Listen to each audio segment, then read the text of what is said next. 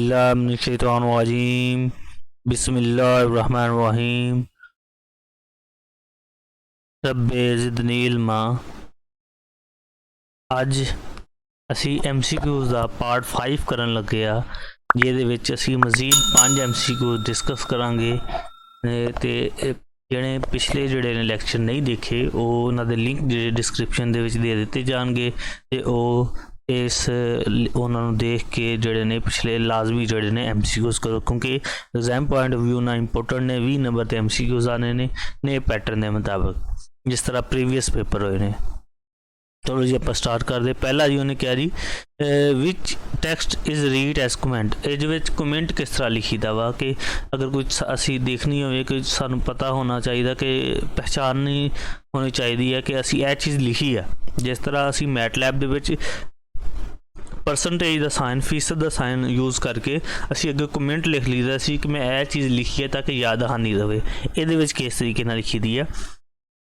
ਇਹਦੇ ਨਾਲ ਤਰੀਕਾ ਸਾਡੇ ਕੋਲ ਕੀ ਹੁੰਦਾ ਵਾ, ਬ੍ਰੈਕਟ ਛੋਟੀ ਬ੍ਰੈਕਟ ਠੀਕ ਹੈ ਤੇ ਅਸੀਂ ਸਟਾਰ ਜਿਹੜਾ ਵੀ ਕਮੈਂਟ ਲਿਖਣਾ ਉਹ ਲਿਖਣਾ, ਫਿਰ ਸਟਾਰ ਫਿਰ ਬ੍ਰੈਕਟ ਬੰਦ। ਇਹਦਾ ਮਤਲਬ ਸਾਡਾ B ਆਪਸ਼ਨ ਜਿਹੜੇ ਸਟਾਰਸ ਵਗੈਰਾ ਹੁੰਦੇ ਉਹ ਬ੍ਰੈਕਟਸ ਦੇ ਅੰਦਰ ਹੁੰਦੇ ਨੇ। ਇਹ ਦੇਖੋ ਇਹ ਬਾਹਰ ਨੇ, ਇਹ ਵੀ ਰੋਂਗ ਆ।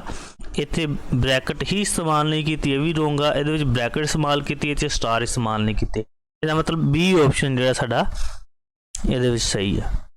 जो भी कमेंट लिखना हो जोड़ा भी की करीदा ब्रैकेट स्टार्ट ठीक है, स्टार अगे जोड़ा भी कमेंट लिखना है तो डोंट वरी लिखिया, तुसी जोड़ा भी लिखना वो लिखना, फिर स्टार करना, फिर बंद कर देना। थोड़ा कमेंट जोड़ा वो लिखिया जाना, वो शो नहीं होएगा रिजल्ट विच, सिर्फ वो प्रोग्राम दे लिखिया आएगा कि यह चीज़ इन्हें लिखी है। नंबर 2 ए देखो, नंबर 2 उन्हें क्या जी ए असी कैस वास्ते इस्तेमाल करते हैं कॉलन ठीक है, सैमी कॉलन नहीं कॉलन आ तो इक्वल टू ये असी कि वैसे इक्वल टू जोड़ा असी पढ़िया कि वो असाइनिंग वैल्यू वास्ते पढ़ीदा। अगर डबल इक्वल पाया हो वो चीज़ इक्वल चीज़ इक्वेशन वास्ते असी पढ़ीदा वा। लेकिन अगर कॉलन तो इक्वल का साइन इकट्ठा आवे ਉਹਦਾ मतलब की ਹੁੰਦਾ, ਉਹਨੇ ਜੀ ऑप्शन ਦਿੱਤੇ ਨੇ सस्पेंड। ये तो सानू पता वा सस्पेंड असी लास्ट टाइम पढ़िया। अगर सिंपल जोड़ा वा ਉਹ सैमी कॉलन अगर इस्तेमाल करिए ਉਹਦੇ वास्ते डिलेड इनपुट डिलेड आउटपुट ये साढ़े को B ऑप्शन साढ़ा डिलेड इनपुट होंदा, यानी कि जिहड़ी इनपुट होंदी उन्होंने डिले कर दिंदा, बाद विच शो करदा वा। यानी कि जिसदा न्यूमेरिकल प्रॉब्लम सॉल्व करने उहदे विच बाद वैल्यूज़ बार बार रिपीट हुंदियां वा ते उस वास्ते असी डिलेड इनपुट इस्तेमाल करी दी है ताकि असी जो कोई वैल्यू चेंज होवे उसी वैल्यू नूं कंप्यूट करके उसदा आंसर विच जिहड़ा वा पुट कर सके। इस करके न्यूमेरिकल प्रॉब्लम्स दे विच ज़्यादातर ये चीज़ां यूज़ हुंदियां ने। ਇਹਦਾ ਮਤਲਬ B ਆਪਸ਼ਨ ਸਾਡਾ 23 ਆ। ਉਹਨੇ ਕਿਹਾ ਜੀ ਕੀ ਦੱਸੋ ਅਗਰ ਕੋਈ ਅਸੀਂ ਸੁਪਰਸਕ੍ਰਿਪਟ ਲਿਖਣਾ ਹੋਵੇ ਤੇ ਸਬਸਕ੍ਰਿਪਟ ਲਿਖਣਾ ਹੋਵੇ ਉਹਦੇ ਵਾਸਤੇ ਕਿਹੜੀਆਂ ਕੀਜ਼ ਹੁੰਦੀਆਂ ਕੀਬੋਰਡ ਦੇ ਵਿੱਚ। ਅਸੀਂ ਡਾਇਰੈਕਟ ਲਿਖੀਏ ਤੇ ਪਾਵਰ ਲਿਖੀ ਜਾਵੇ ਤੇ ਉਹਦੀ ਬੇਸ ਬਣ ਜਾਵੇ ਤੇ ਅਸੀਂ ਕਿਸ ਤਰੀਕੇ ਨਾਲ ਲਿਖੀਦਾ। ਉਹਨੇ ਕਿਹਾ ਜੀ control 6 control dash control 1 control 6 ਇਹ ਵਾਲੀ ਇਹਨਾਂ ਦੇ ਵਿੱਚੋਂ ਕਿਹੜੀ ਕੀ ਜਿਹੜੀ ਆ ਉਹ ਸਾਡੀ ਆ।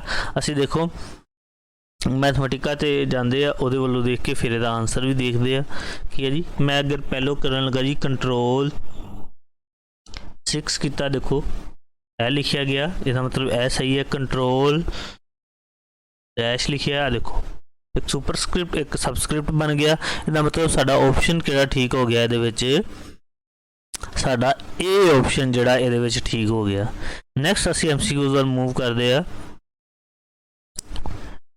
नैक्सट MCQ साडा की है जी, उन्हें क्या जी which expression has no syntax error. जो एक्सप्रैशन दिते गए ने या 4 एक्सप्रैशन दिते गए ने उन्हां विचों देखदे कहंदा दसो जिहड़ा जिहदे विच एरर नहीं है। सारे पहलो असीं सॉल्व सारे देखो सॉल्व सॉल्व सॉल्व सॉल्व ए ठीक है, स्केयर ब्रैकेट सारे इस्तेमाल होई ठीक है। उस तो बाद असीं इक्वेशन लिखी हुई अंदर देखो ये इक्वेशन लिखनी आ तो डबल इक्वल आना चाहिए, ये भी रोंग। यदि डबल इक्वल तो यह ब्रैकेट इस्तेमाल की दोनों की वजह रोंग ठीक हो गया। ये डबल शुरू की कोमा पा के एक्स कला लिखा है सही है, ये डबल इक्वल नहीं है, इसका मतलब सी ऑप्शन साडा ये सही है, क्योंकि इक्वैलिटी वास्ते इक्वेशन वास्ते असी डबल इक्वल साइन लाईदा, इसका मतलब ऑप्शन सी साडा सही है। लास्ट साडा MCQs कहते जी अगर साडे विच command is solve L matrix for AX is equal to B for X के सानू को कोई भी लीनियर मैट्रिक्स आ उन्होंने असी सॉल्व करना हो AX is equal to B for X तो वो वास्ते साडी केड़ी कमांड असी सॉल्व करी केड़ी असी इस्तेमाल करी दी है, तो ये साडा ए ऑप्शन सही है कि लीनियर सॉल्व स्केयर ब्रैकेट ਜਿਹੜਾ ਵੀ ਮੈਟ੍ਰਿਕਸ ਨੂੰ ਅਸੀਂ ਨਾਮ ਦਿੱਤਾ ਹੋਵੇ ਉਹ ਲਿਖੀਦਾ, ਕੋਮਾ ਪਾ ਕੇ ਜਿਹੜਾ ਸਾਡਾ ਇਹ ਮੈਟ੍ਰਿਕਸ ਹੁੰਦਾ B ਮੈਟ੍ਰਿਕਸ ਹੁੰਦਾ ਉਹ ਲਿਖ ਲਈਦਾ, ਸਕੁਅਰ ਬ੍ਰੈਕਟ ਬੰਦ ਹੋ ਜਾਂਦੀ। ਇੱਥੇ ਕੋਮਾ ਆਉਂਦਾ ਦਰਮਿਆਨ 'ਚ, ਆ ਦੇਖੋ ਇੱਥੇ ਸੈਮੀਕੋਲਨ ਲਗਾਇਆ, ਇਹਦੀ ਵਜ੍ਹਾ ਨਾਲ ਰੋਂਗ ਆ।